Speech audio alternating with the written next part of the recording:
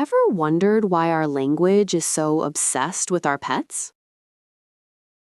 We begin with the most famous deluge in the English language, raining cats and dogs. While it sounds whimsical today, its origins are surprisingly dark. One theory takes us back to the filthy streets of 17th century Britain.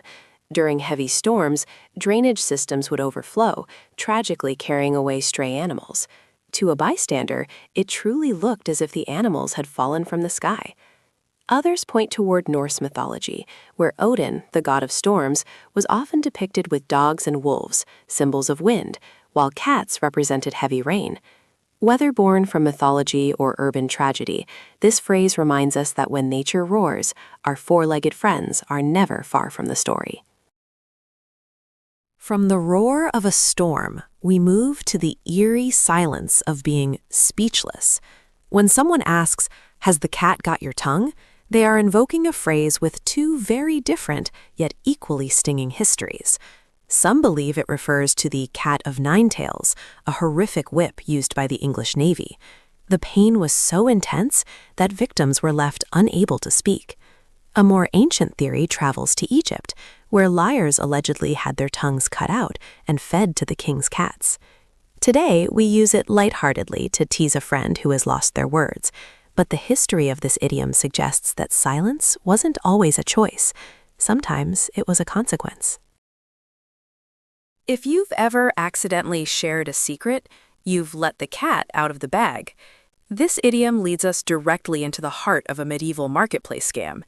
Shrewd livestock traders would often sell piglets in sacks, but to increase their profits, they would swap the valuable pig for a common stray cat. If the buyer was wise enough to open the bag before leaving, the secret, and the cat, would jump out, exposing the fraud. This transition from a literal bag of tricks to a metaphor for revealed secrets shows how deeply the language of trade and deception has shaped how we communicate today.